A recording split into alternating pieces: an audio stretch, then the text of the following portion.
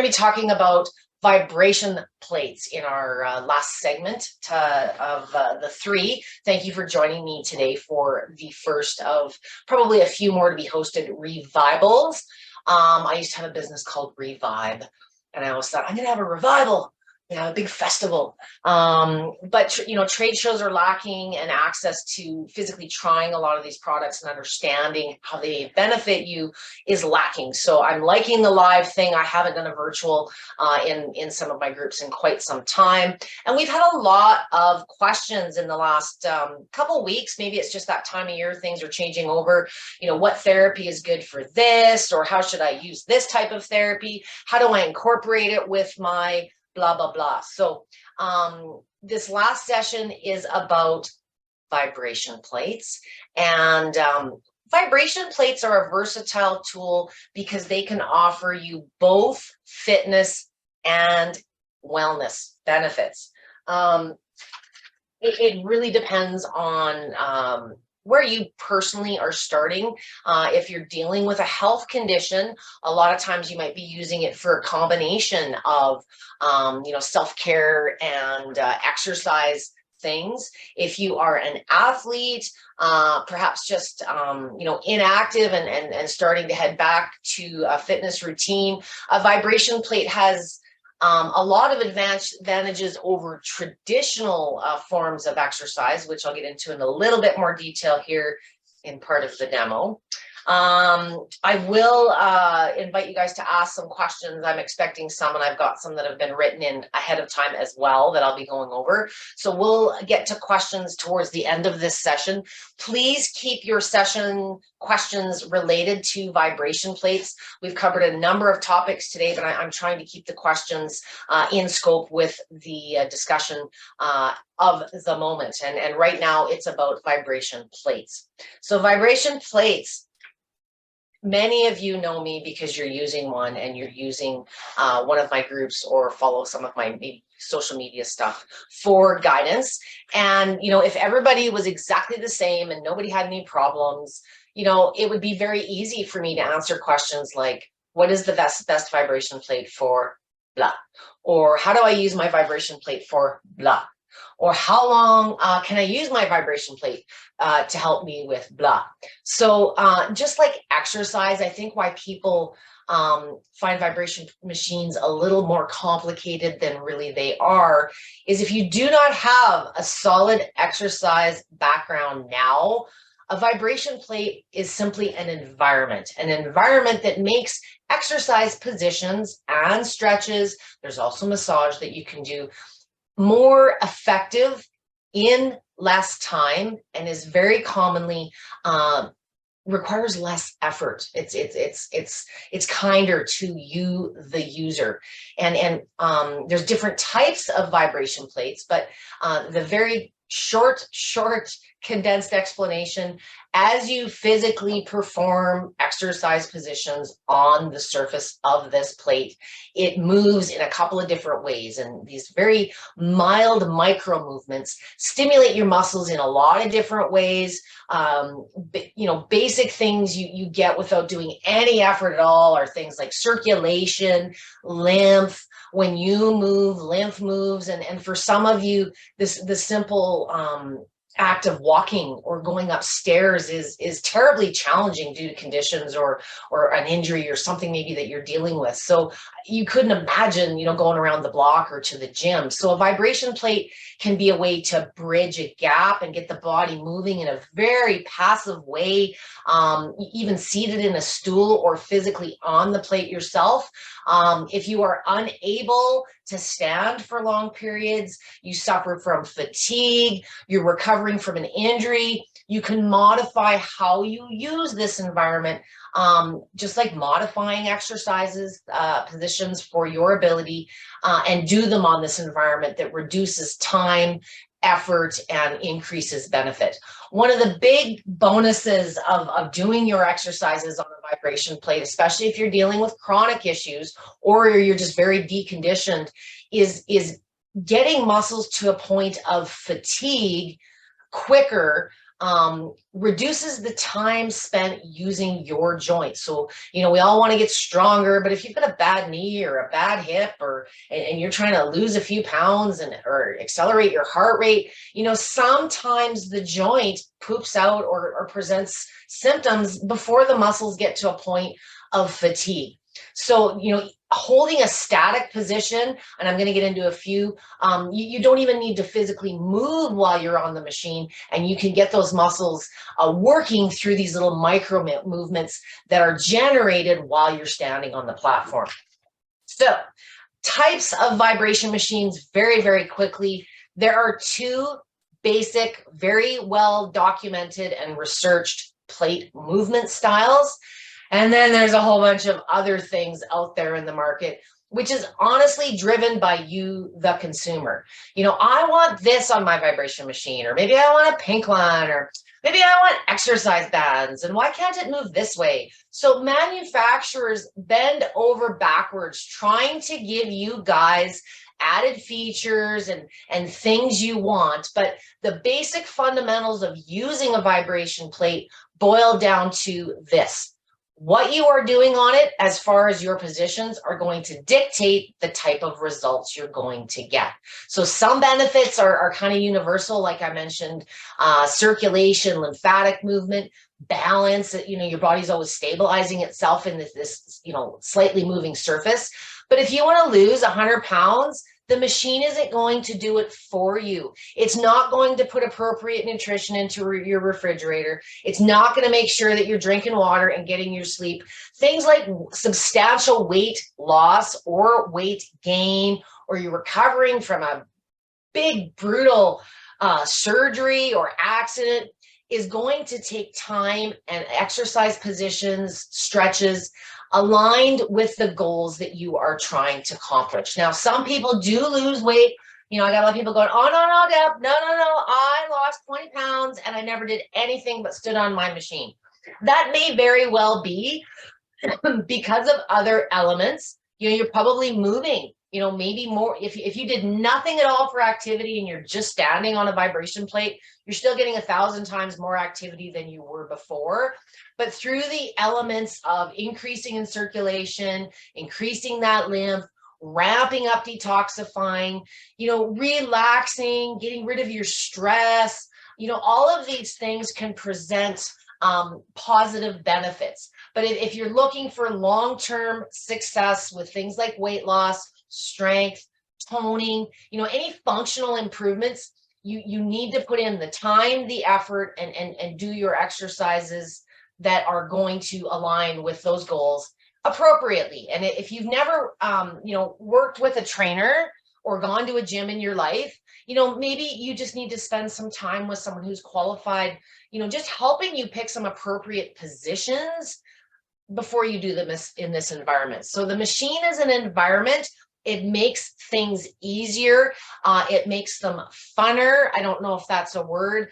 I think one of the main reasons so many of my clients have been successful with their plates over the years is they stick with it.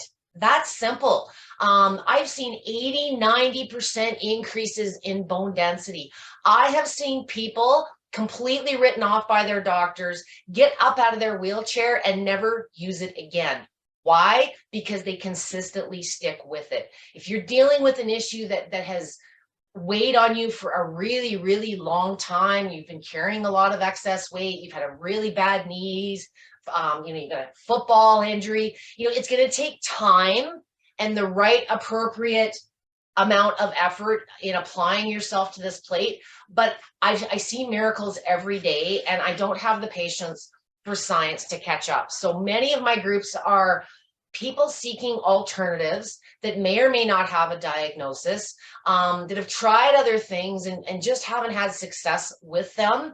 I want you to have success with your vibration plate, or I want you to consider one if you're not using one now. It can be an exercise tool. The word workout and exercise is very demotivating. I don't like using those words. What I want you to do, if you have a vibration plate now and you're not using it regularly, or you've been putting off using it for whatever reason, fear, laziness, intimidation, use it in some fashion. Start moving and feeling better. I guarantee that you will. And it's amazing. Once you start moving and feeling better, sometimes we're motivated, or we have the capacity and ability to do and progress to other things. So maybe you can't do a squat right now because you got no range of motion in your ankles. Or maybe you can't stand on the plate for too long because your feet are full of heel spurs, or you just had recent knee surgery. But there's always something that you can do on the vibration machine. It's nothing different than you would do on the floor, on a physio table. You just need to ensure you're aligned with appropriate exercises. So 2 types of plate movement: vertical, up and down, just like it sounds. There's always a billion different terms when marketing and different companies get in the way. So vertical is also linear. It means the entire surface of the plate is moving up and down. It sounds like my dog is greeting someone at the door. I apologize for the thumping and the barking for the next few minutes. Vertical plates are not as common. There's a healthy amount of research in them. There's a couple of pretty amazing German medical devices available. One I have been fortunate enough to be certified with for over a decade. My first investment in vibration machines was in a $12,000 US commercial vertical plate 4 times over. And I opened a studio. Didn't have a clue. And there's people living better lives every day. So if I can not only be one of the experts in the world on how to use these type of plates, time in is learning, and that's been my journey. I just happen to have a little more time in and experience. But most of you have probably never tried and will never try a true commercial vibration vertical plate. Doesn't matter what the guy at the gym or at the fitness mart is telling you. They're just not everybody's cup of tea. There is no harm. I'm going to define as different than discomfort. The downside of vertical machines is just the nature of how they move your body. They leave a lot of resonance vibration in the neck and the shoulders. They have higher frequency ranges. So higher frequency ranges means the plate's moving faster, typically 30 to 50 hertz or times per second. But the amount of movement each time the plate is moving is very minimal. The best machines in the world, which I have owned in my day, are hitting about 4, possibly 5 millimeters. So each time the plate is moving, that represents the distance it's moving up and down, and how hard and how far your muscles are being worked with each movement.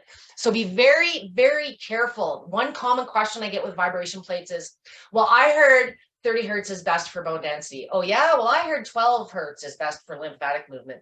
Oh really? Well, this company told me that 100 hertz is the only one and the rest will harm you. There's too many variables that have never been studied and never will be studied. What I can tell you is different speeds, there are different benefit characteristics, but I always speak in ranges. It's like going to the gym.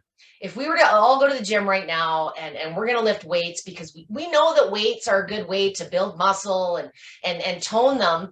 But I've never, ever heard that 10 pounds is better when you're trying to tone your arms than 15 pounds, or bent over rows are going to be more effective at helping you lose weights than deadlifts. So when it comes to vibration machines, I think because we lack understanding and what they're actually doing to our bodies when we're using them, we feel safer when some doctor or some site says, oh, well, you should use a machine with 30 hertz.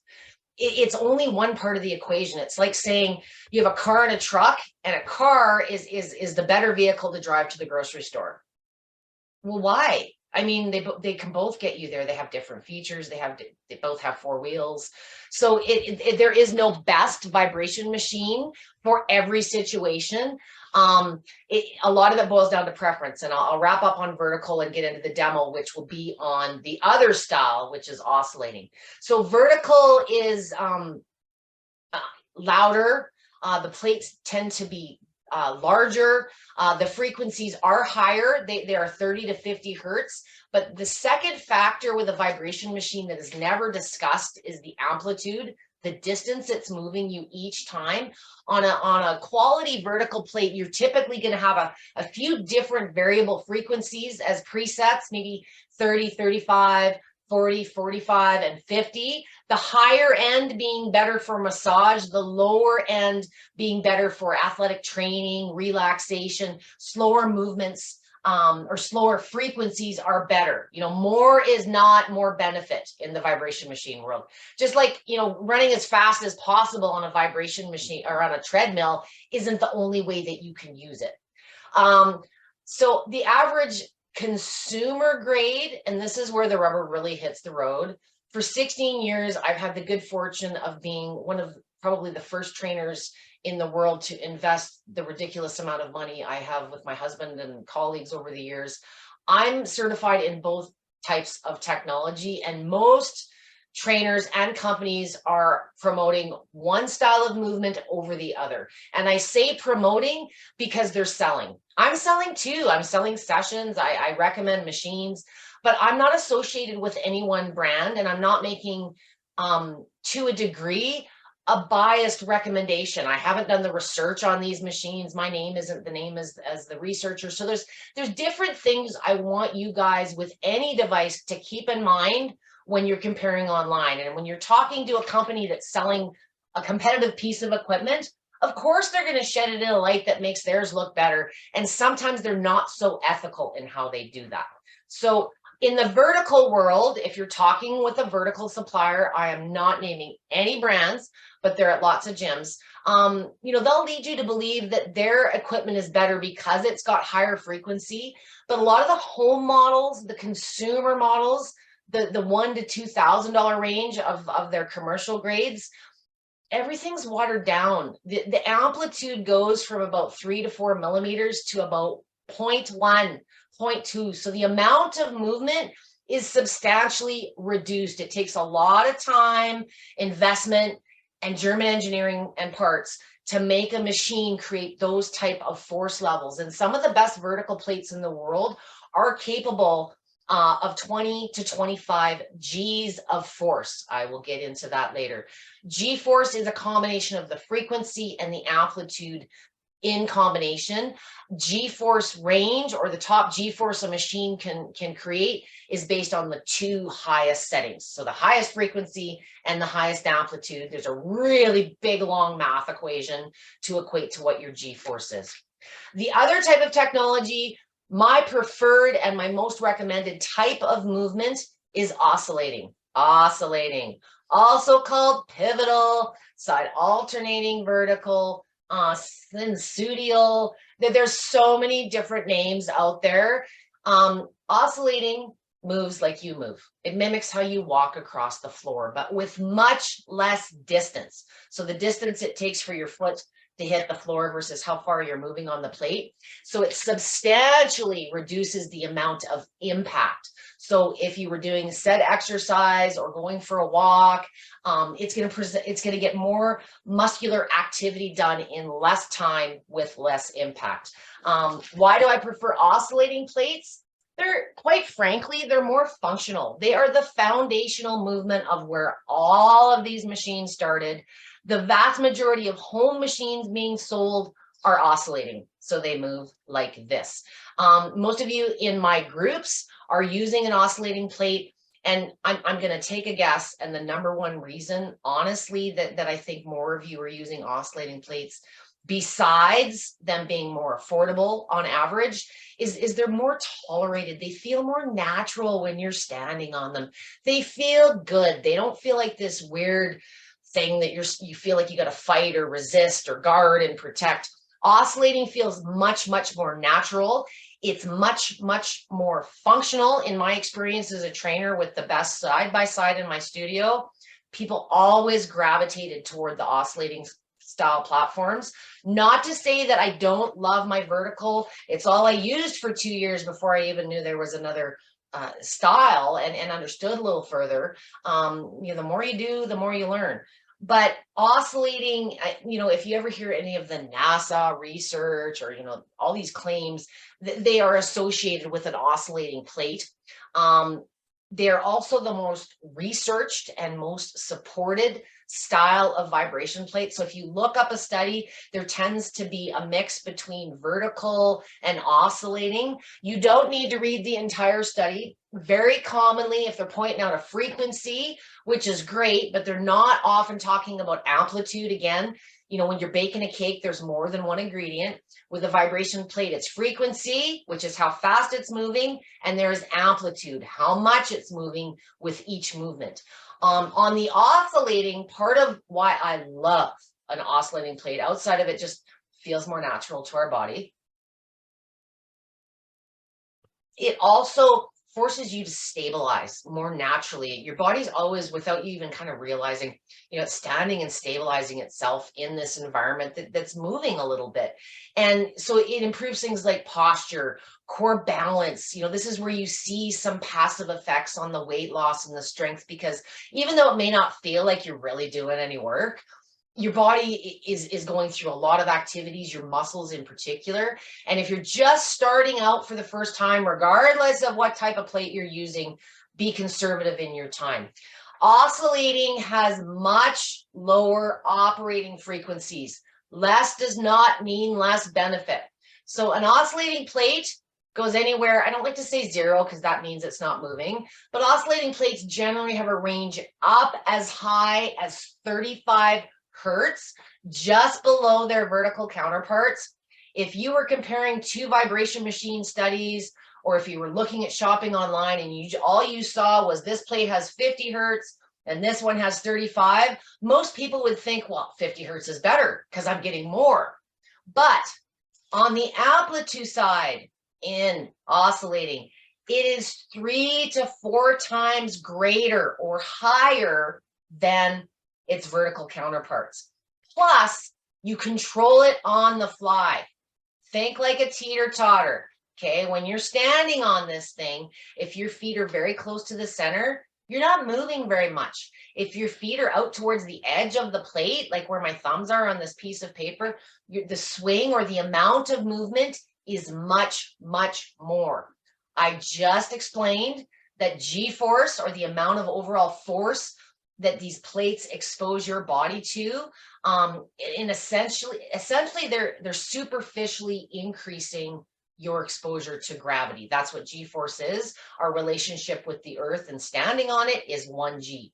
A vibration machine superficially increases your exposure to gravity, very different than a car or an airplane. But if you're finding any speed on your oscillating plate too intense, the control is in the feet. So closer to the center is less movement, less intense, less strong, regardless of what speed you are using. Wider is more movement, more destabilization, more everything. And at trade shows and when you see vibration machines online, everybody's got this mentality that the wider I stand, the more benefit I'm getting. Well, no, the more impact you are getting. So is a run a better exercise for you than a fast-paced jog or a walk? It depends on the body that you're dealing with. If you're okay with impact and you work out and you can handle the intensity of that wider foot placement or hand placement if it's upper body, great. I am here to help you get started in the same place so I can support all of you and help you progress as you improve. If everybody's starting in a different place with different settings and different guidelines, it makes it really hard for me to answer questions like, I was really sore yesterday after I used my vibration plate. What did I do wrong? Well, I don't know. What setting did you use? How long did you do it for? What type of exercises did you do? Did you do something before? Did you eat that day?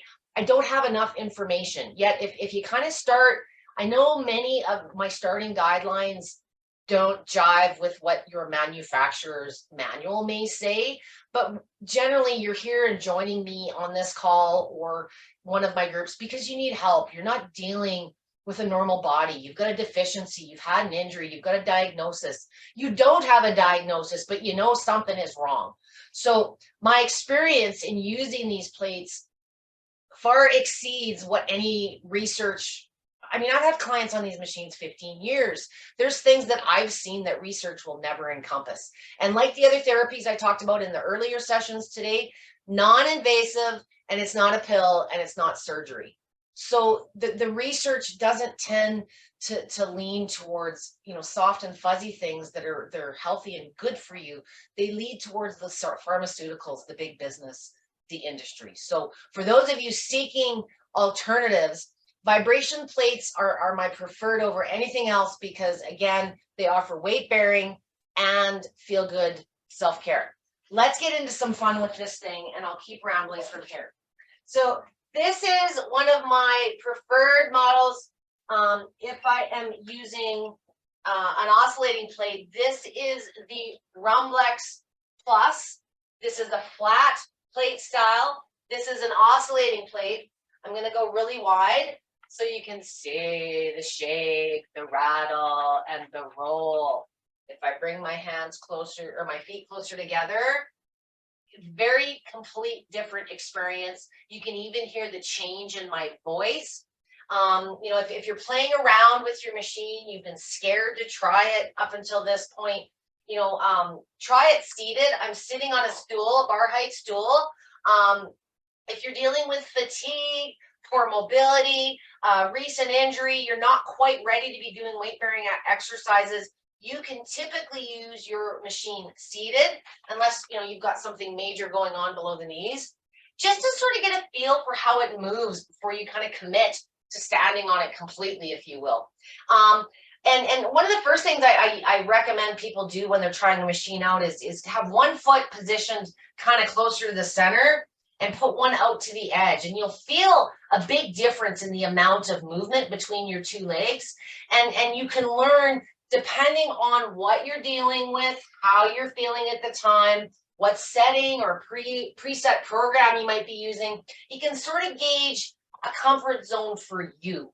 I'm all about functional training. So typically, unless I'm doing something sport specific, I want you functional. I want your feet no wider than your hips naturally are wide.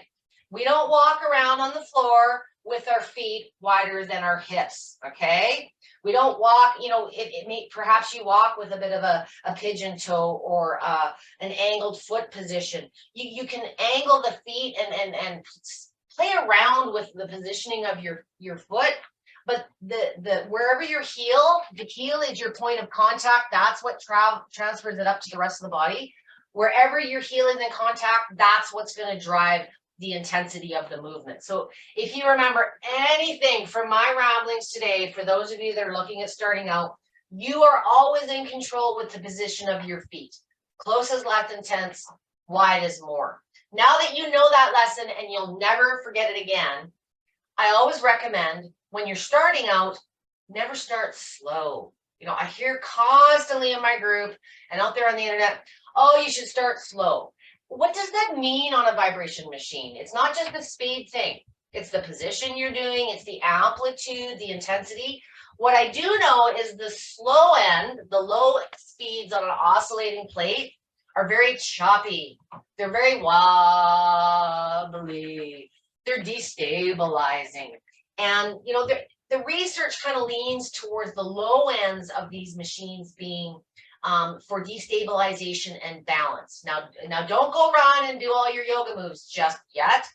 Think of the slow speeds very much like a Bosu ball. So if you're dealing with a deficiency, you have a risk of falling, you have major raging osteoporosis or osteoarthritis, I don't want you standing on a plate using a setting that's challenging your balance. I want to improve it, but I don't want to throw you off kilter, okay? So unless you are well conditioned and doing things like planks and one-legged exercises now, the slower end of your speed ranges, if you're using a generic machine, is going to be like the lower third of the range.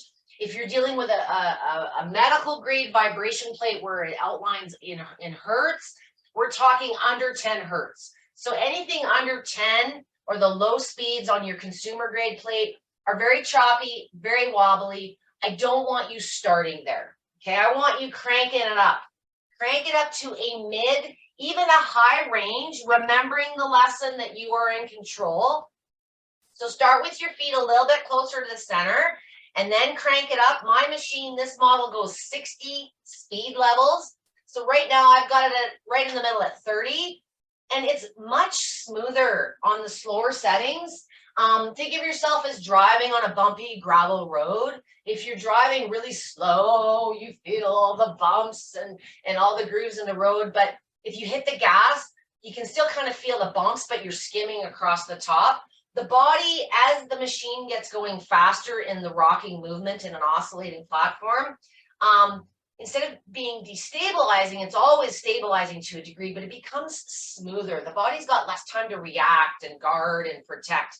But as you get going faster in speed, I encourage you to reduce foot distance or start with your feet close. And then depending on the position that you're doing, widen up to see what feels comfortable and tolerable. Shouldn't be uncomfortable. You shouldn't feel like you have to fight and resist it. That's a clue that you're a little wide yet for whatever position that you're doing. It should just feel like good, comfortable movement. You still feel that slight rocking motion back and forth. And hey, guess what? The whole time I've been rambling here, we're boosting our lymph, we're boosting circulation, we're relaxing muscles, loosening up joints. This is a great way to prepare your body before exercise.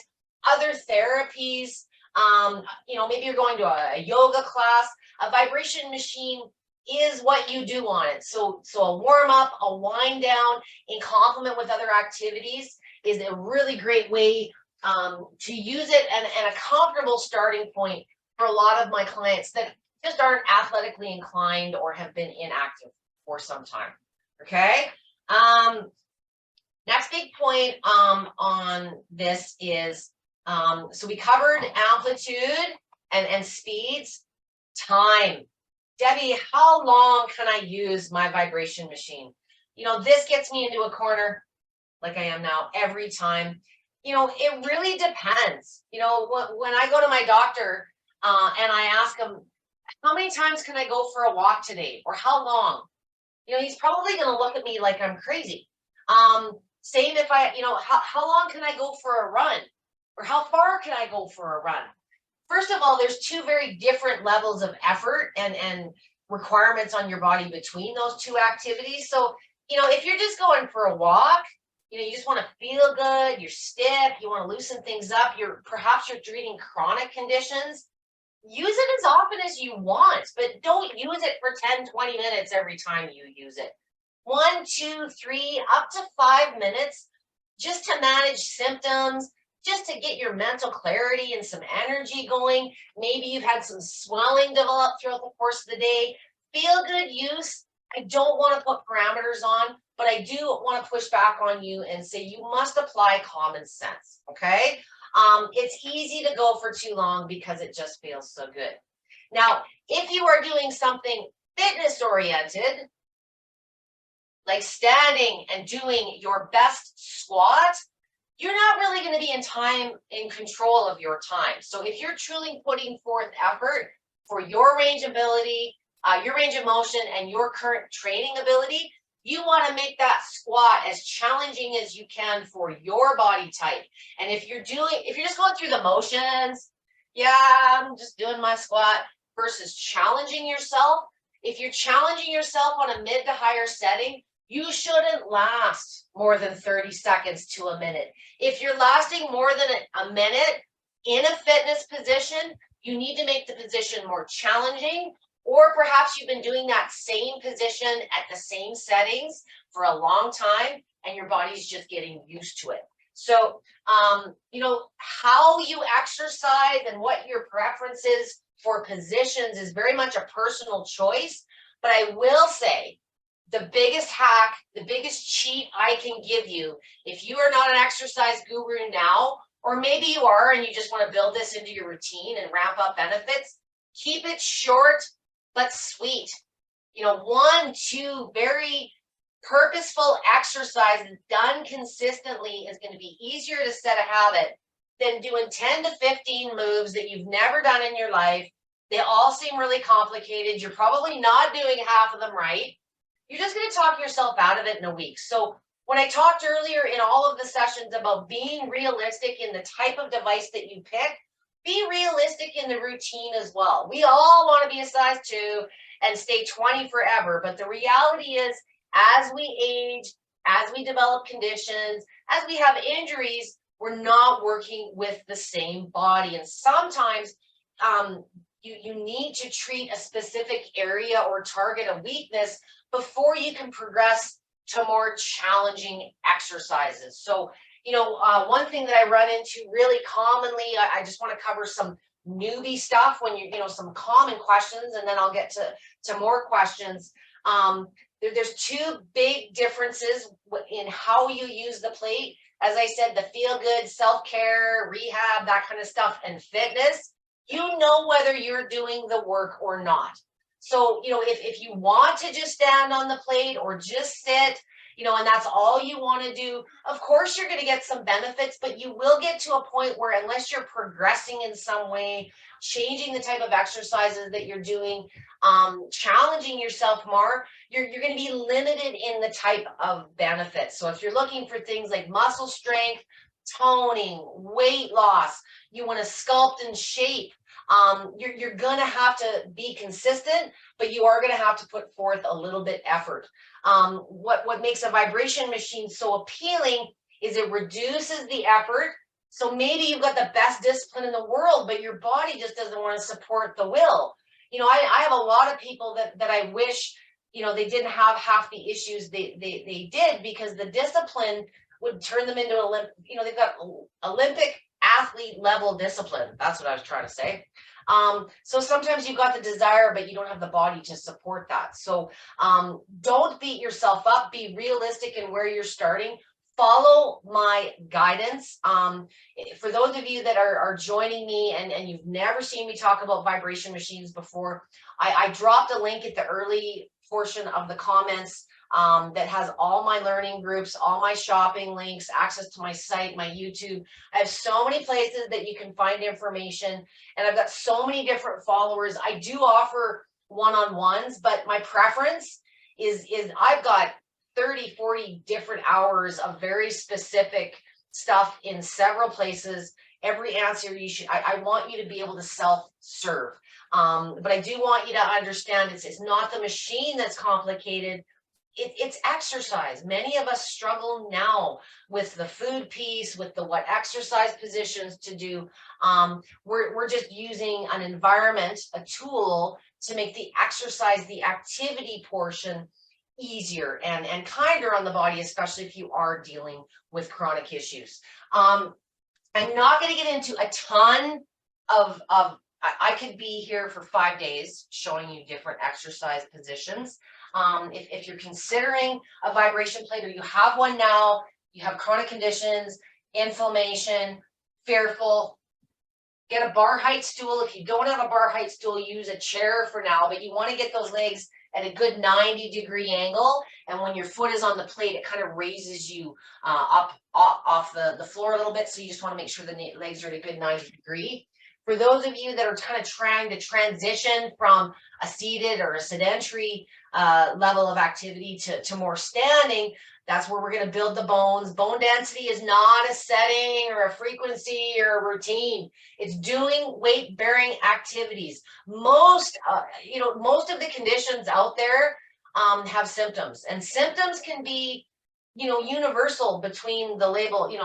Poor circulation can be a heart condition thing as much as it can be a lymphedema thing.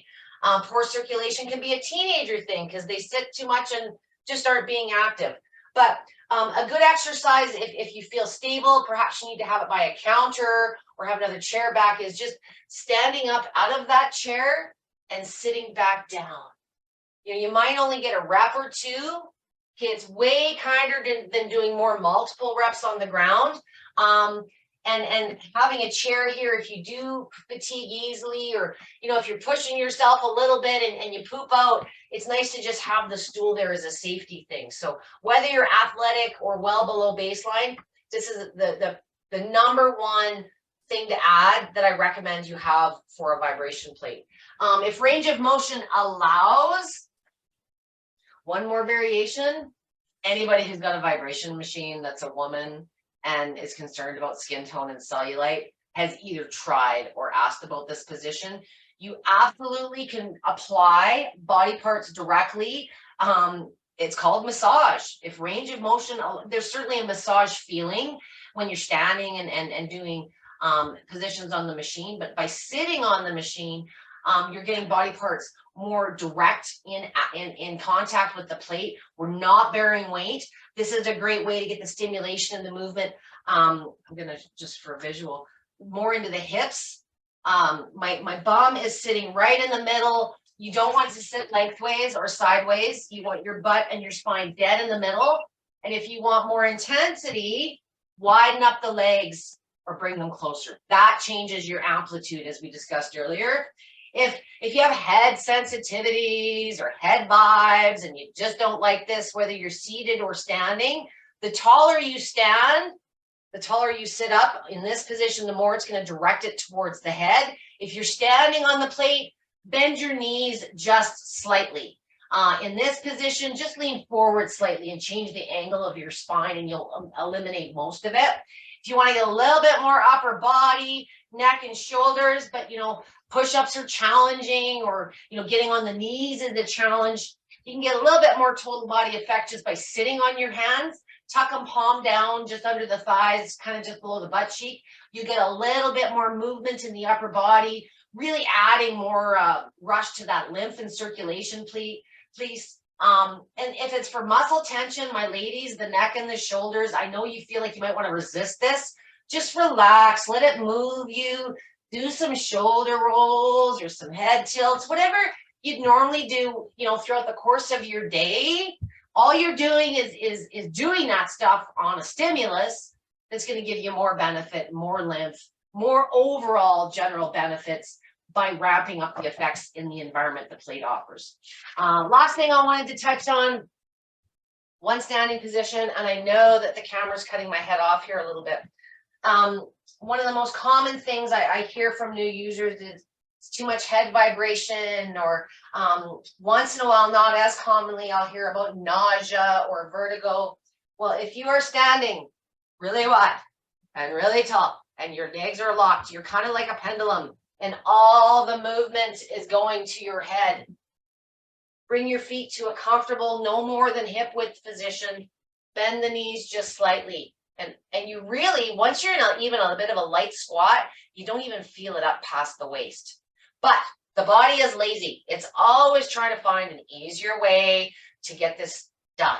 So, over time, without realizing, sometimes we stand up, or sometimes we shift our weight to the toes. Your body's always trying to find a way to manipulate and cheat and make it easier. So if you're feeling too much vibration in the head, if you're feeling too much in the knees, the shins, look at your position. Make sure you got about 70% on the heel.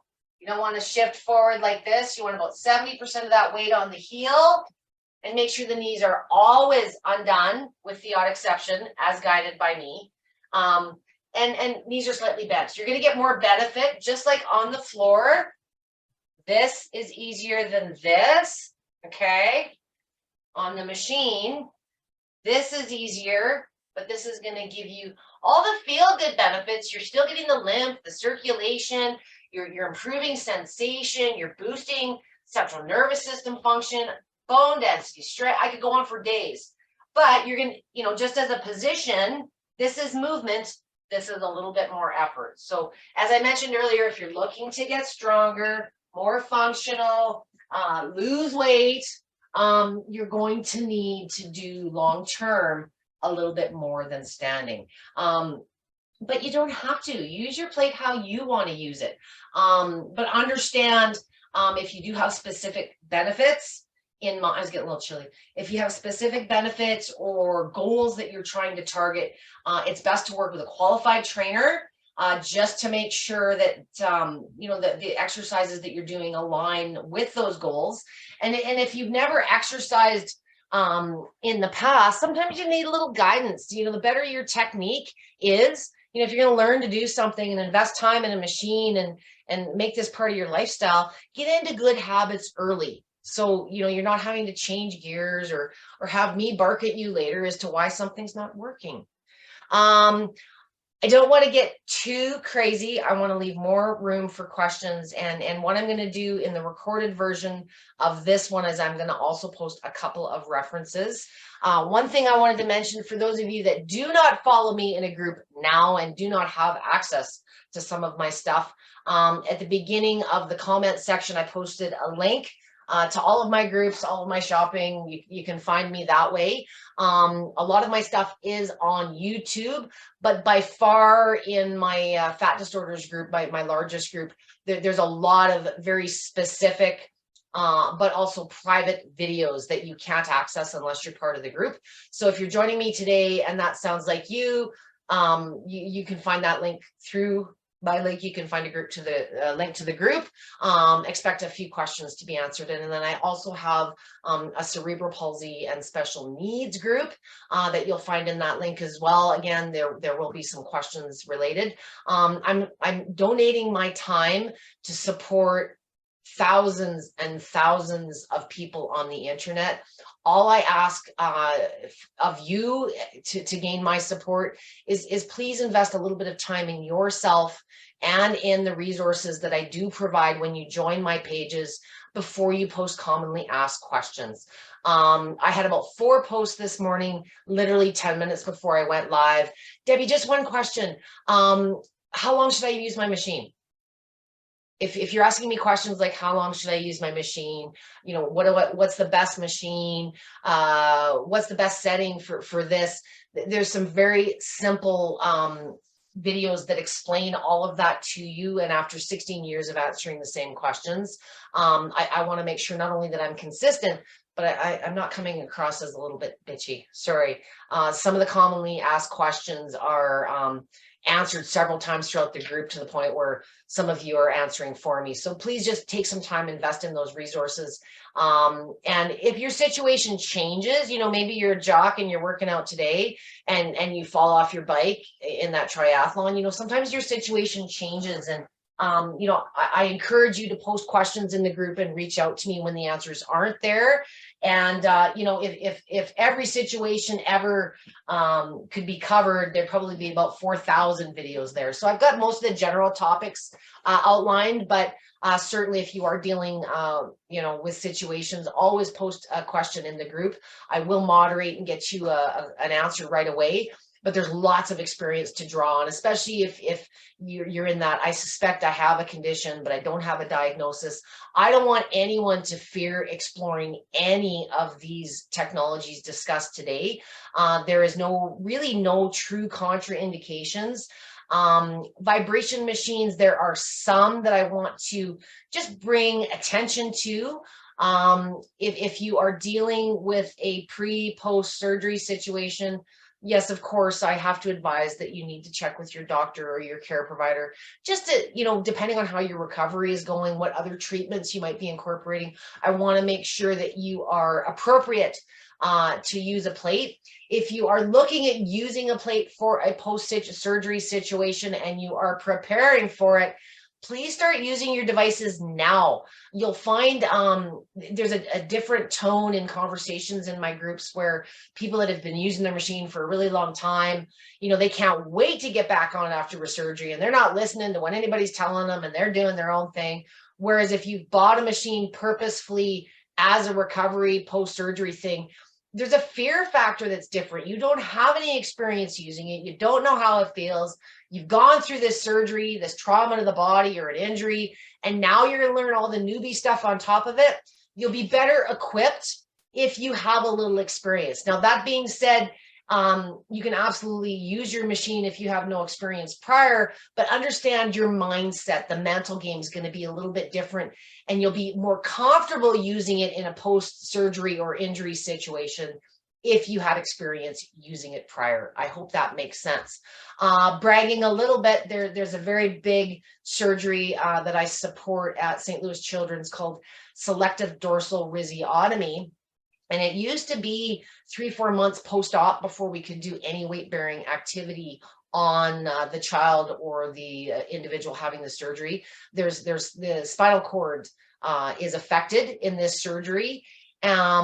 what we have found over years of users now incorporating vibration therapy through the recommendation of the surgical team there is those that have used a vibration plate, my kids that have used one prior to their surgery can resume using it sooner after the surgery than my individuals that did not use prior. So if you are coming to me looking for guidance in post-surgery, when I recommend using your plate, there is a correlation. If your body's used to it and has experience, it almost actually craves it. You'll miss it.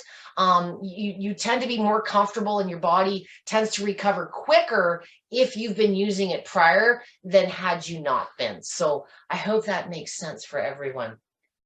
I had a couple more questions sent to me from other individuals before I get to your questions. If I have answered them, I won't repeat them. One question I did want to bring up that was raised to me from Kelly, my gal. Question is, I have not been diagnosed. Do I need a doctor's prescription or clearance to know that a vibration plate gun red light is safe for me and won't make my lipedema worse? Do you need permission for every therapy that you explore every time? Do you let your doctor decide absolutely everything for you? That's a really big question, but you know what? I get it commonly. You do not need a diagnosis to get help. Focus on symptoms. Sometimes many of you get that diagnosis, and that doesn't necessarily mean that your level of care improves. Do you need permission? Personal choice, absolutely. Will I support you? If you're following my guidelines and my recommendations for use on any of these products, there's probably more people using these devices with my support without their doctors or their care providers' blessings than are. Reality is 9 times out of 10, it will not be covered regardless by your medical insurance. So if that's what you think a diagnosis and getting the right device will do, explore that first before you purchase. But in my experience with many of the therapies I'm referring to, they're simply too inexpensive. They are not medical devices. And so many of my clients just don't have a plan that covers, physical therapy, let alone a massage gun or a vibration plate. So I'm going to turn the question back. I don't think this was any one specific person, but it is a common question I get. Do you need a doctor's prescription or clearance to buy a treadmill? Do you need a doctor's prescription or clearance to put lotion on your skin because it's dry? Common sense things. Not understanding a technology is no excuse. There's lots of information out there. You need to do a little bit of homework on your own. I'm not here in my groups to just talk all day long and answer questions. I'm not an unlimited free resource.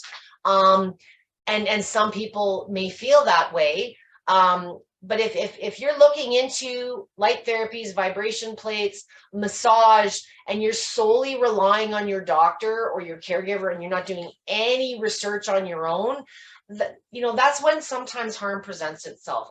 I have never in my history seen anyone more than over exercise or become a little bit tired with any of these therapies. There have been no long-term effects. Sometimes doctors will claim that vibration machines have caused issues, bad knees, kidney stones, but they're never really able to substantiate that. As I have explained, I hope very clearly a vibration machine is simply an environment.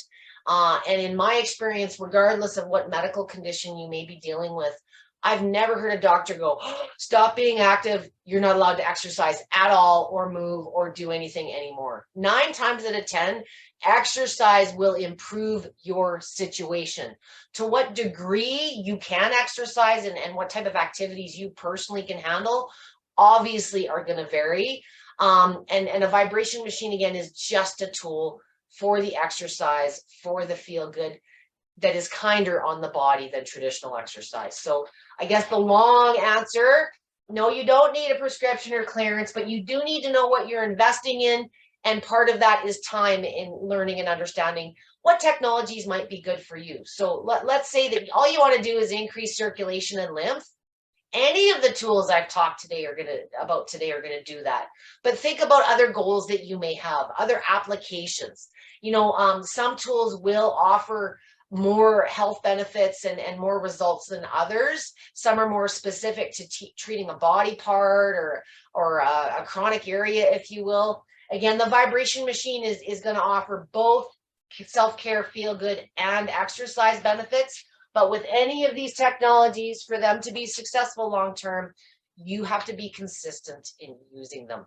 And I'm here to answer questions if your situation changes, or you spook yourself, or you speak with someone that 9 times out of 10, the fears that I deal with, especially in the vibration machine world, are not something that you thought of on your own. It was a seed that was planted by a competitor, a manufacturer, or someone ignorant that couldn't take 2 minutes to look into it before they gave you your recommendation. And that's not just the case for vibration machines. So many of you are dealing with no diagnosis because if it's not in a book, or it's not clearly presented with the symptoms the book says, then it's discounted. Many of you are even bullied, and you know your body and your conditions better than any doctor out there because you guys are the ones living with these conditions. So, I'm here to help the willing. I'm here to help those that want to learn.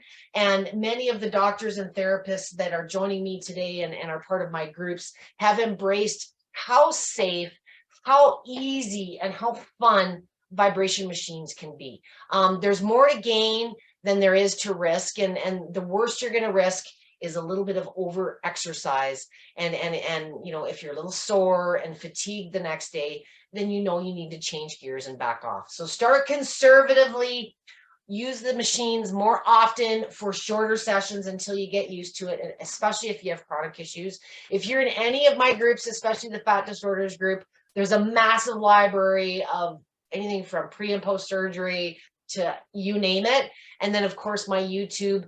My personal link is at the beginning of the comments here.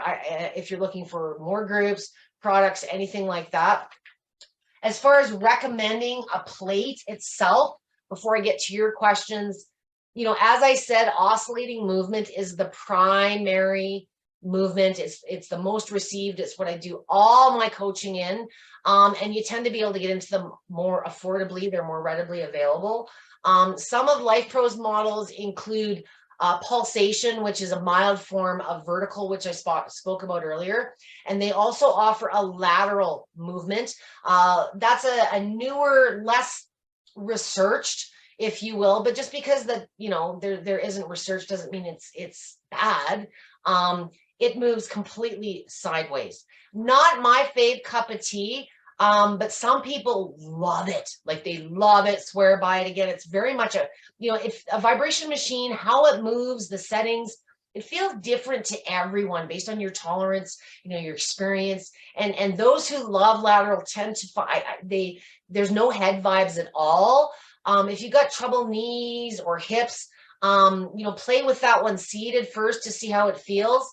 With some of the Rumblex models of vibration plates that LifePro carries, there is lateral, pulsation, and oscillating, and you can combine any of those. So when you start seeing terms like 2D and 3D or 4D, they're just combinations of multiple movements. So 1D would be one movement, okay?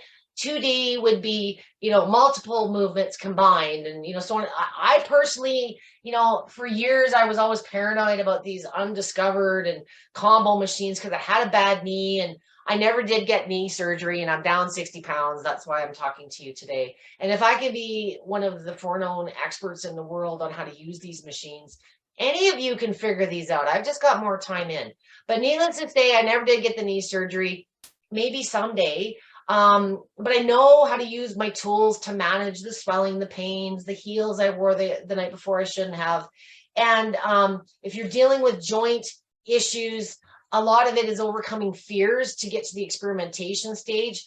Sit in the stool, see how your body receives it. If you're not able to quite bear weight, maybe you had knee surgery on one side, what's wrong with the other leg? I get all kinds of, well, I can't use the machine because I just had my big toe removed. Well, what's wrong with the other foot? You know, the other side, if you've had a surgery on one side or whacked your toe or something, the other side tends to pick up the slack and starts doing more of the work. So, you know, there's always a modification that can be done, and those just come from, you know, experimenting in years and years in the studio with clients trying to make modifications until it. So don't be frustrated if you don't get it right off the hop. Keep watching the videos. You rewatch them over time. You know, sometimes you forget things, and as you progress, you know, sometimes there's some friendly reminders. But regardless, get started. If you have a plate, if you're considering buying one, you've been scared to buy one because you just want to try one first, take advantage of the return periods out there. I've mentioned this in the other sessions. You know, if you have a machine and it's sitting in the box, don't wait till the 29th day to try it. You're not really giving it a good shot. You're not giving your body a chance to see how it reacts, good or bad. And if you do have a bad experience on a vibration machine, many people do. A lot of people have a bad experience going to the gym for the first time because you don't know what you're doing, or you had poor guidance, or you used the wrong equipment. Sometimes you got to change what you're doing, change the settings. And if you're using a machine and you're following my guidance, give me the time to help you. You didn't do the homework and spend the money just to return the darn thing. So if you return it without using it, that's on you because you never gave it a chance. I'm here to help you, and I'm here to motivate you. I don't want to hear anyone returning something because they were afraid to try it. That's what I'm here for. Okay. How often can I use my vibration machine? It really depends on you and what you're using it for. I'll admit I have people using it every hour when they first start for chronic pain, for energy. You know, it depends on the condition you're dealing with. But again, maybe not for 10 minutes every time. You know, try to keep it to like 20, 30 minutes total max for the first week or two and build from there. Durations are also going to vary whether you're doing feel good or fitness. Nobody overdoes the fitness because physically you poop out and you can't. It's the feel good. You're sitting there and you got into Titanic, you're watching a movie, and you could sit there for half an hour if the machine let you go that long. I get lots of questions about why won't my machine go more than 10 minutes? And that's a clue that you're doing passive use, sitting there doing one thing, which you can do, but you're not going to lose 30, 40 pounds letting the machine do all the work. Longer and longer doesn't lose more pounds. Longer and longer doesn't improve your position. Progressing in your exercises and what you're doing on it is just as good a way, if not a better way, to accomplish certain goals. I think that's enough for now. I want to stress you can do weight bearing, semi-weight bearing. Too long, too wide of a foot position, and too slow of a speed is 9 times out of 10 where I run into issues when you're first starting out. Don't get spooked if you're really, really itchy or tingly or afraid you're going to break out in hives. As we move circulation, this is a general population thing. It's very common to feel itchy, especially more so in certain areas, or have heightened itchiness or tingling in areas of compromised lymph nodes, scar tissues, damaged nerves, areas of the body where the systems aren't working as optimally.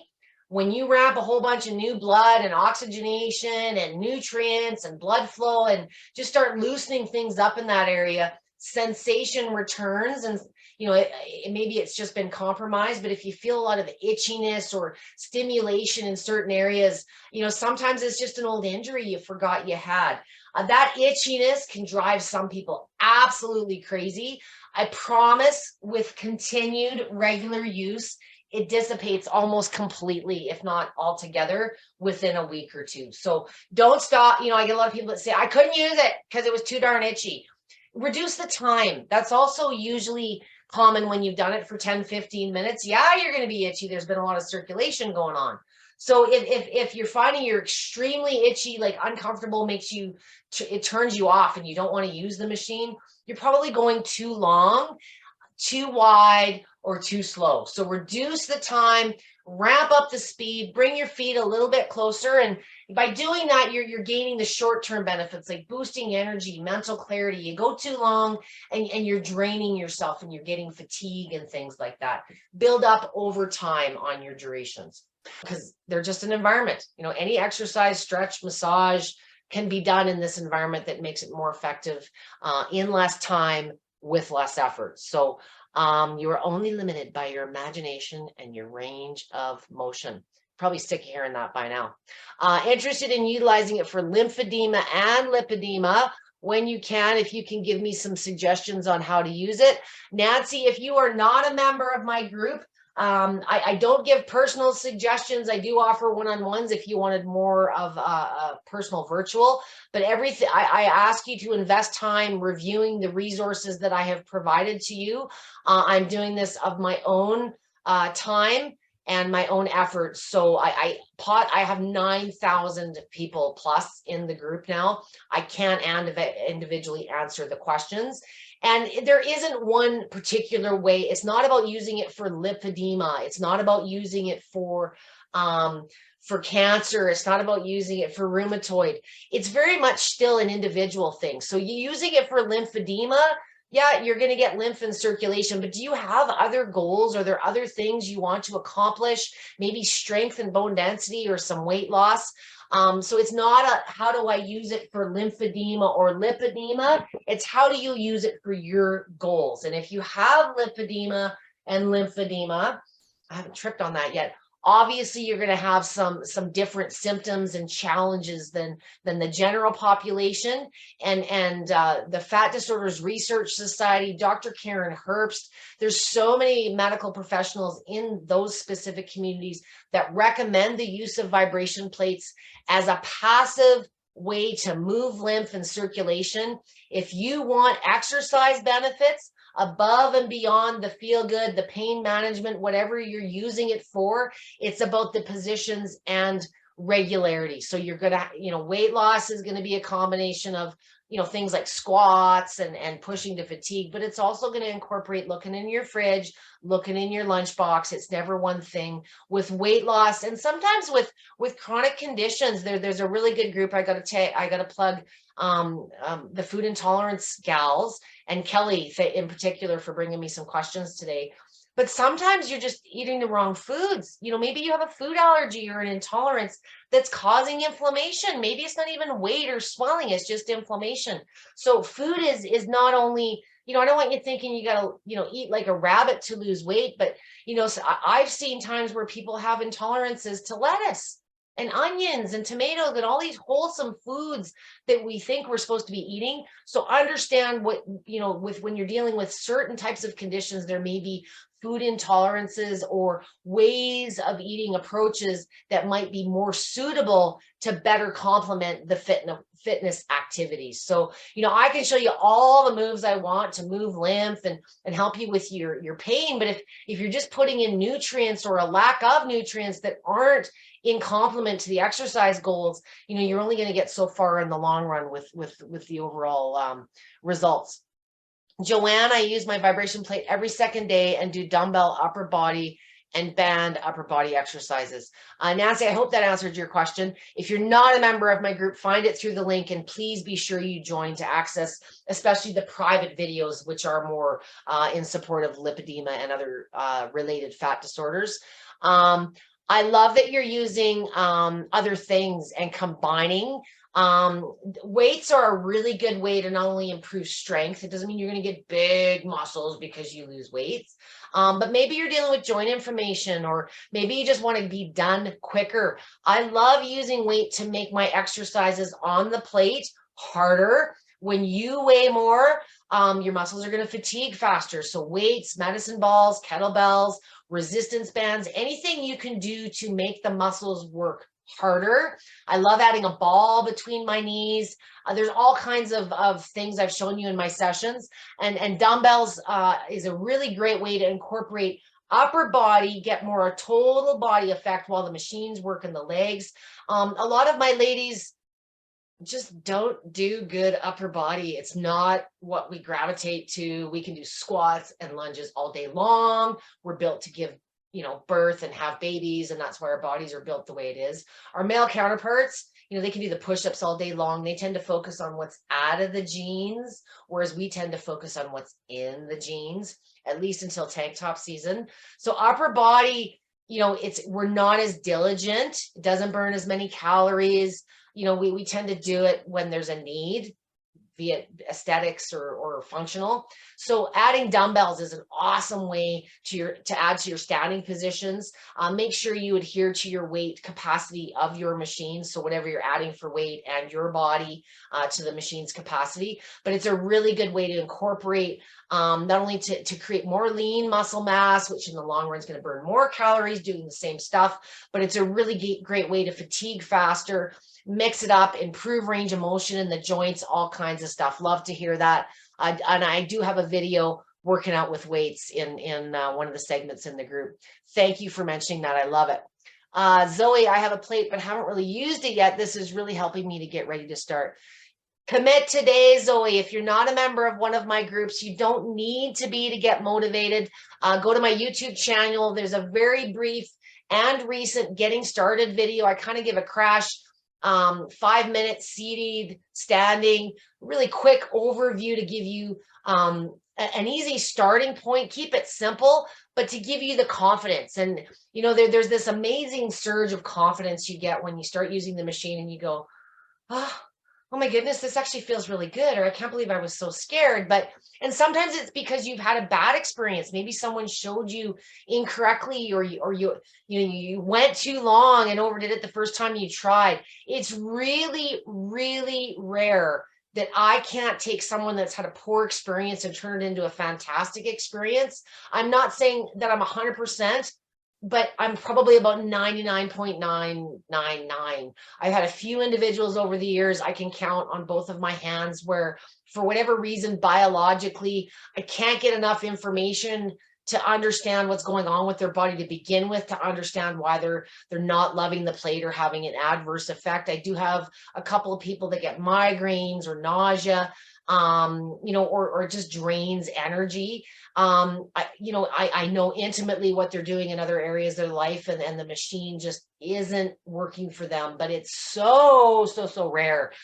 So for those of you that I have said, I think this just isn't for you, we've had about 50 conversations, tried about 20 different things. It's really rare. And usually if I can't make someone enjoy or have a positive benefit, or a positive time on the machine, there's usually more underlying things that either just aren't diagnosed or are unpredictable in many cases for me to be able to give you a guided path as to how this is going to work. But for the most part, if you stick with it for the first 3-4 sessions, get through the itchiness, the newbie kind of stuff, you kind of start getting into a groove, and you actually look forward to, almost crave your sessions. Your body will say, hey, I need this, I want this. And my regular users know what I'm talking about. Thank you for raising that, Zoe. Pam, what is the best to do to avoid hip impingement? Is there a reason you want to avoid? If you've got bad hips, it's probably a great exercise for you. Low impact. If you've recently gone through a hip replacement, a lot of my clients are still able to use it seated. It really depends on your range and how recovery is going. But you do want to wait until you are able to bear weight and have been cleared by your care provider to do so before you do weight bearing activity on the machine. As I said, if it's just one hip and there's nothing wrong with the other hip, hold your position statically. And a lot of times you can put one foot on the machine or just shift the weight to the good leg to at least get, some of the stiffness. When you're recovering, sometimes you miss your machine simply because it makes you feel better and you just want to get back to it. So I hope that makes sense. But I don't care if it's a replacement, an injury, you're getting ready. A lot of people use these machines in prep for surgery and post-surgery. So give me a little bit more insight, Pam, as to what's going on with the hip. If it's something you want to target specifically, you've probably got some exercises that your therapist or doctor have recommended. A lot of times if you're working on a specific area, the hip, the knee, the back, your care provider or your health coach person has said, I want you doing these types of exercises and stretches. Whether you are doing them or not is sometimes a challenge. So if at home, discipline sometimes can fall apart when we're supposed to be doing exercises. The machine makes it fun and quicker. So I think the number one reason people using machines for recovery use them is it makes what they're supposed to be doing less taxing, and it's over and done quicker. So one of the best ways to expedite recovery is to actually do the recovery, and the machine just makes the recovery easier and probably gets you back to a position of function much, much quicker, let alone all the other benefits. Zoe, thank you for your video, very helpful. Cassie, thanks for the info. For those of you that are members of my group, you've heard me rattle before. I've got about 15 hours of feel good Fridays, what I call, and then I've got about the same in workout Wednesdays. I used to do lives every week, but I got busy in other places. So there's a healthy resource library under the media files to find all kinds of past topics that I've discussed. Susan, I have a friend that had a stroke, paralyzed on one side. Any experience in knowing if a vibration plate would be beneficial for a person while in a wheelchair? Yeah.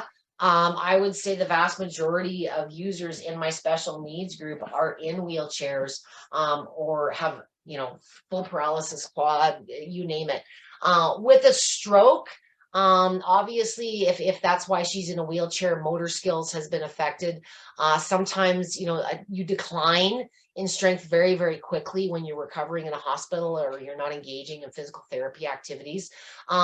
There are a ton of reasons for heart and stroke that a vibration machine is probably, it should be the number one recommended thing. It accelerates the blood. It has the ability to elevate the heart rate, and it's the fatigue. When you've had a blood issue, a heart issue, a stroke, you have no energy, you have no wind. How the heck are you supposed to exercise, let alone get up out of the wheelchair? Okay. So yes, can you tell I have experience? My mom, Helen, I don't know if she's watching right now, had a debilitating stroke in August. Her speech is great. Her spirit is even better. She's probably one of those examples. I don't care if she's using it 5, 6, 7 hours a day. She's watching TV and putting her feet on it. Her black toes are getting better. I don't know if it's the vibration machine, if it's the red light.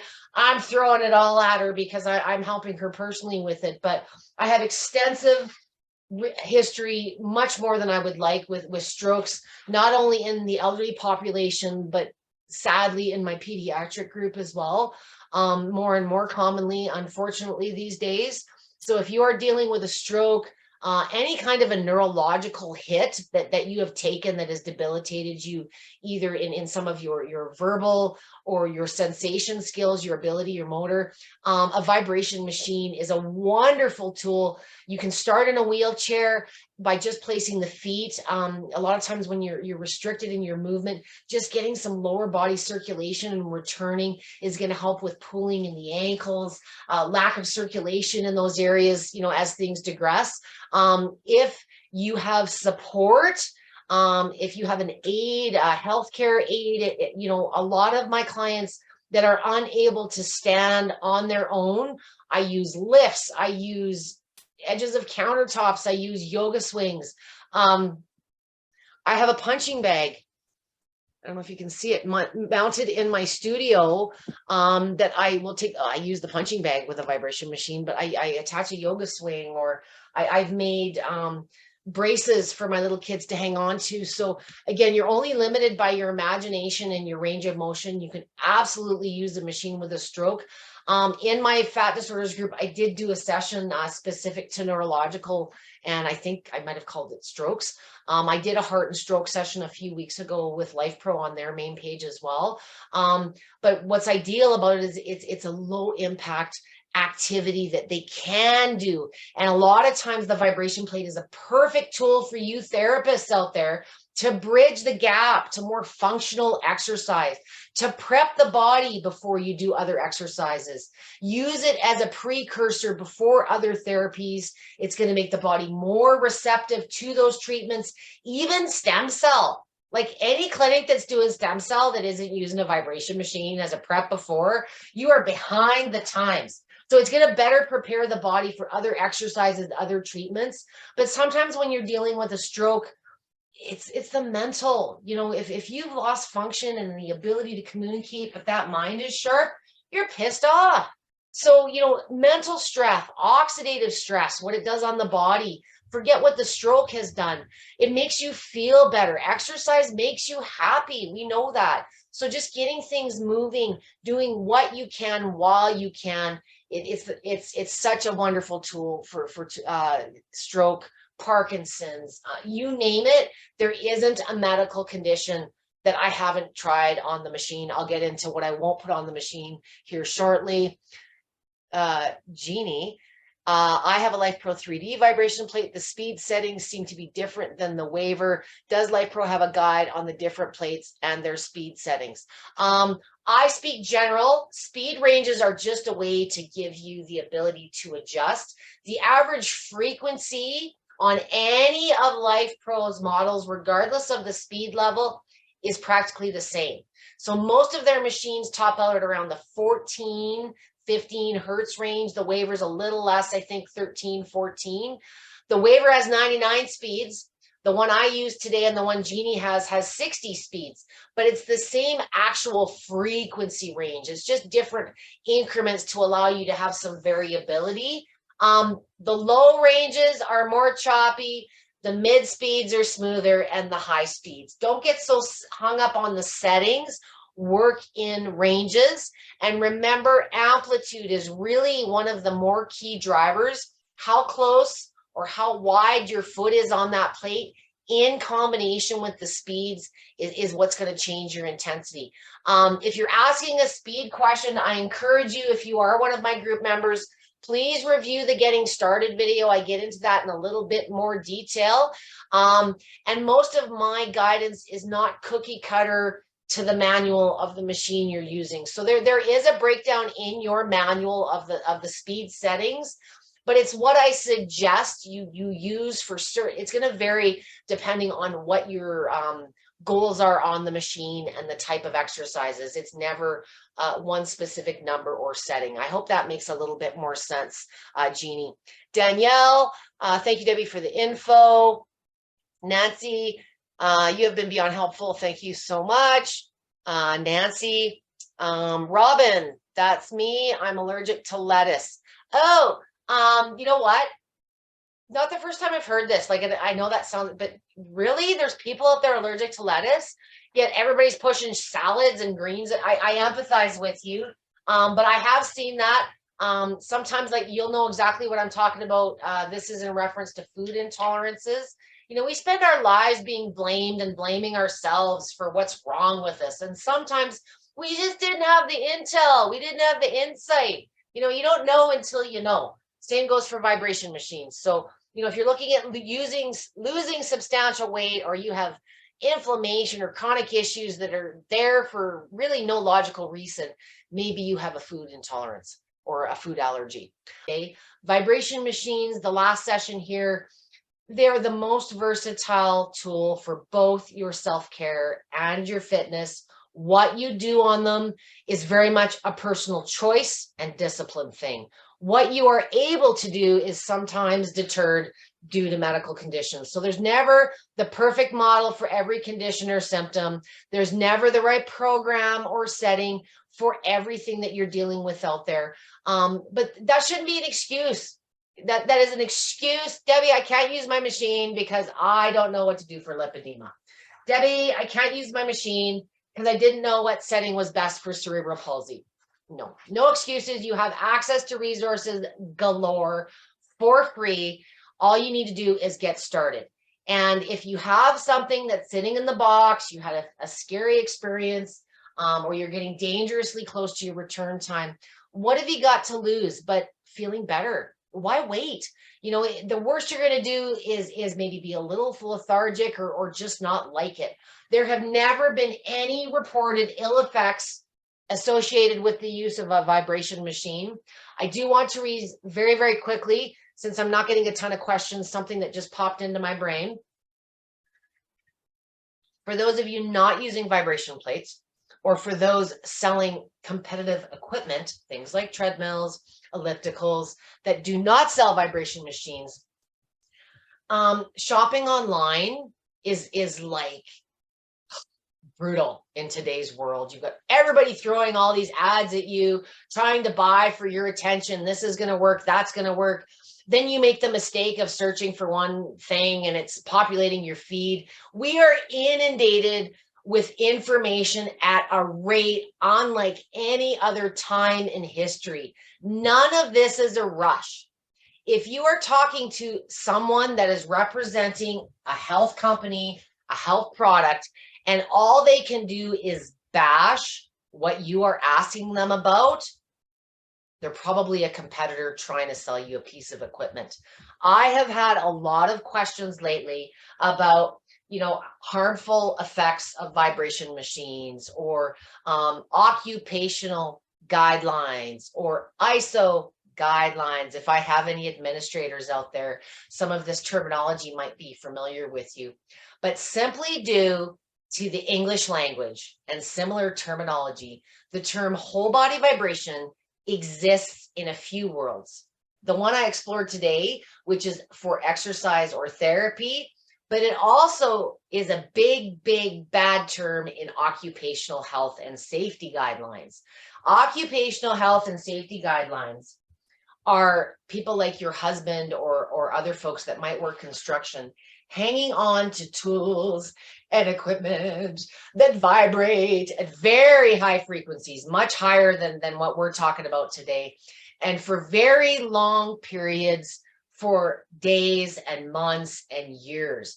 Occupational exposure to vibration is very different than using whole body vibration or vibration therapy or exercise.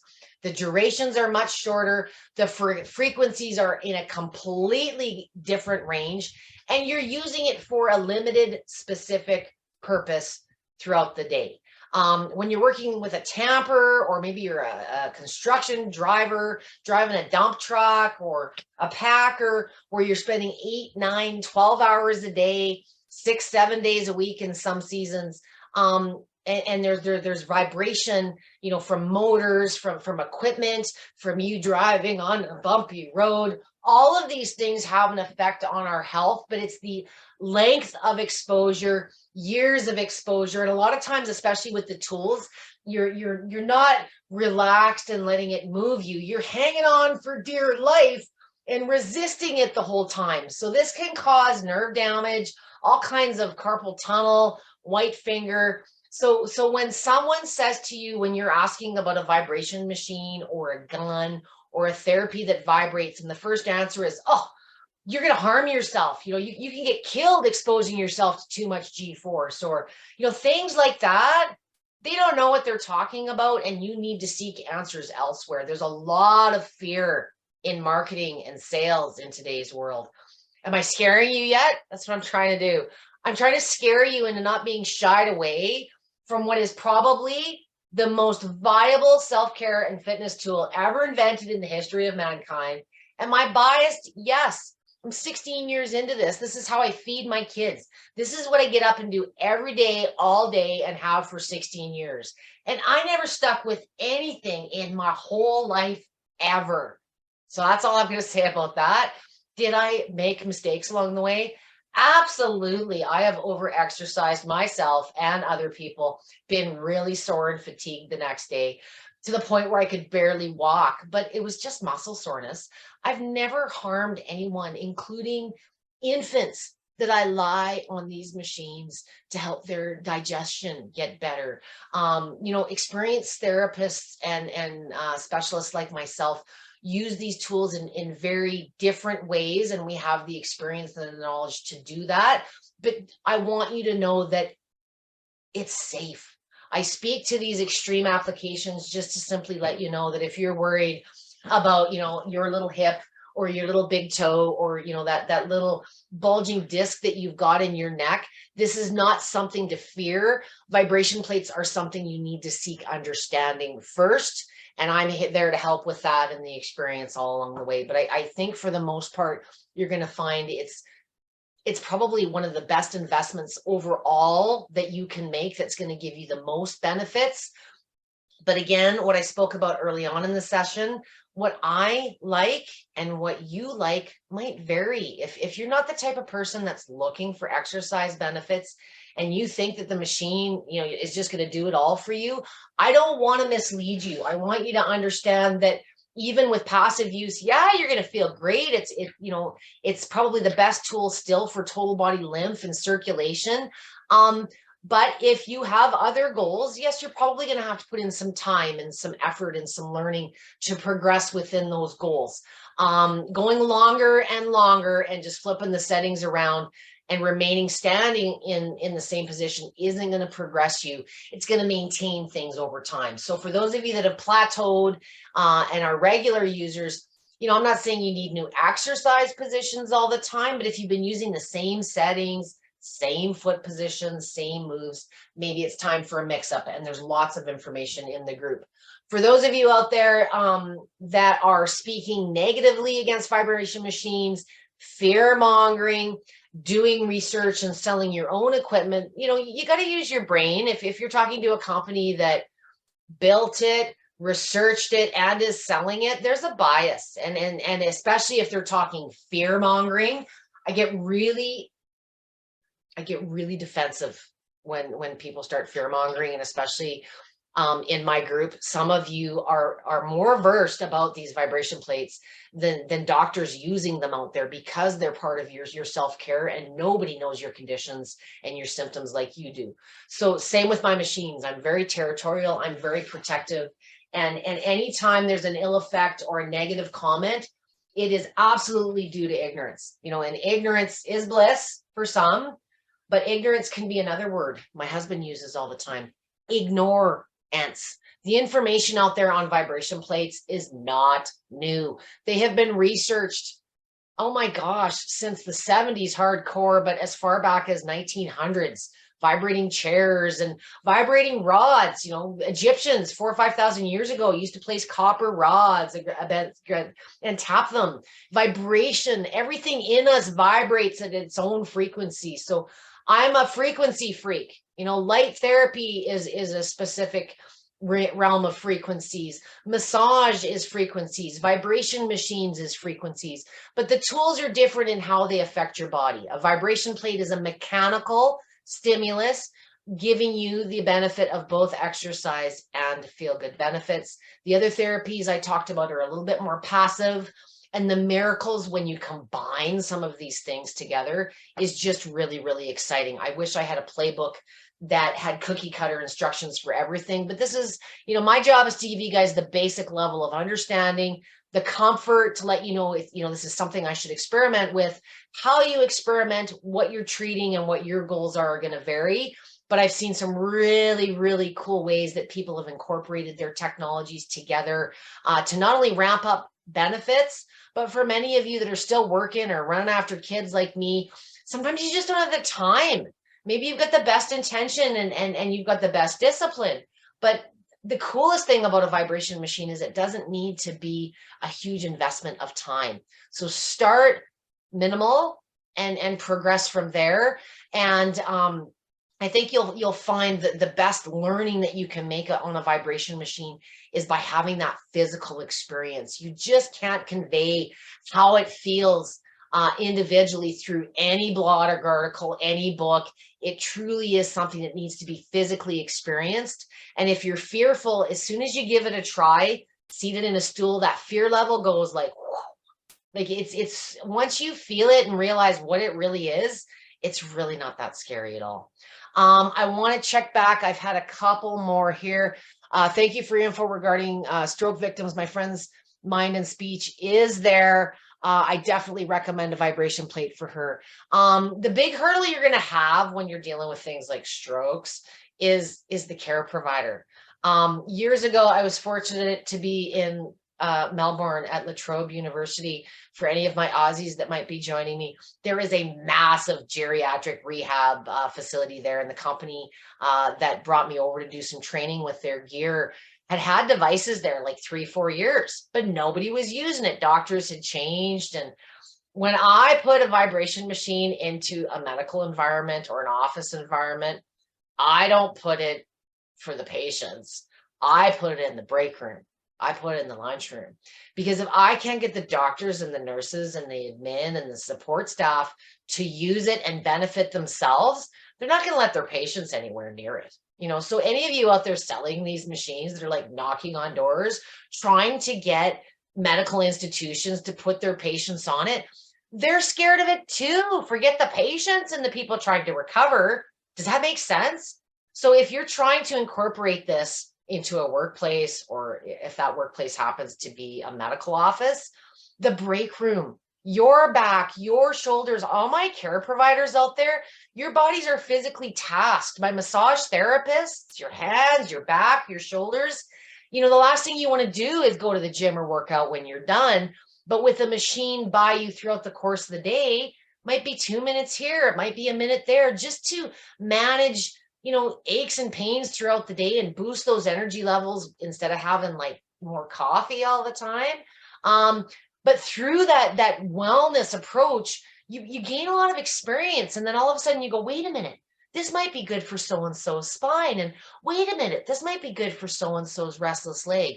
It's through you as a care provider, just like learning about conditions. You never knew about things like lipedema or Durkheim's disease until you knew about them. So same with a vibration machine. Until you know about it and you try it, you get a little experience, you don't realize how wonderful it really is. Okay. Cyrilia, there was really scary osseous stuff about infrared light too. They had studied professional glassblowers on kins all day, hardly home use. Really? I've never heard that before. I need to take a sidestep. I know this is related to infrared, but the OSA people, you need to dust off your manuals and get out of the 70s. You know what an infrared sauna is? An infrared sauna is the oldest, most researched non-invasive technology out there.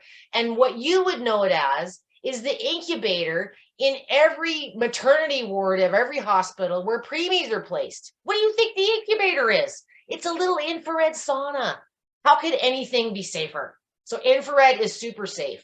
And if OSA is referring to a study with professional glass blowers, sorry if I'm offended, that's not infrared heat, that's heat. That's hot. You need to get glass to a certain temperature for it to be soft and pliable. And yes, you happen to be on it in front of it all day long. That has nothing to do with infrared. That's a completely different. Heat exposure is what I would refer to. But you know what I'm starting to find is a lot of the guidelines out there that speak against alternative therapies tend to have a recommendation in a pharmaceutical or a surgery as well that usually ends up costing you a lot more pain and money. That's just my 2 cents. It's been a long day. I need to start winding down before I upset any medical establishments or researchers out there. But, science and research isn't about an absolute anything. It's about curiosity. If you don't have curiosity, you don't have science. Science is, I'm curious about this and how it's going to work. And then you write an objective and a thesis and you go through these steps to make it a study. And you know what? A lot of studies don't work out. Some of them do. I've been fortunate enough in my time to be involved in some bone density studies. And can we move on from the mice already? Oh, my nerve. We are so fearful to progress. There hasn't been, in my opinion, any new real research in 30 years. Everything's this reviewed, everybody's sitting in a room reviewing vibration machines, yet nobody reviewing them has spent 30 seconds on one. And half of them don't even understand there's different types of machines with different frequencies. So then I get you guys coming to me saying, oh, well, everybody knows that 30 hertz is the best frequency for bone density. Says who? One study, one time that was funded by the company that made the machine? Not interested. Bone density is about weight-bearing activity, not a setting or a frequency on a vibration machine. This just makes the weight bearing quicker. And then the OSA stuff, use your brain with occupational guidelines. Yes, they absolutely need to exist. There are full-time people that are very, very brilliant, insightful people that make comfortable environments for you to work in, but they're not experts in everything. And when it comes to things like vibration machines, infrared heat, as I mentioned earlier, sometimes due to similar terminology. Whole body vibration can be a great thing in the therapy and the exercise world, but whole body vibration exposure in an occupational setting, there's tons of studies that shows you that's bad. So make sure you know what you're researching in your research. And before you make a decision or you get sold either way, if you need more information because it's still not making sense, reach out to people like me. Reach out to the manufacturers and have them explain it to you.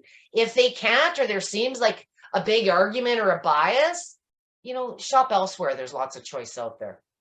Pam's saying, I'm the star. You guys are the star. Normally, I booked this session so long. Normally, I have hours and hours and hours of questions. So either I rambled too long or you guys are taking charge of your health and you're actually listening to some of my ramblings. I know that many of you are, because I know many of the names, and I'm big fans of you and support you in supporting yourselves. I'm just one tool in your arsenal, and I'm happy to be that.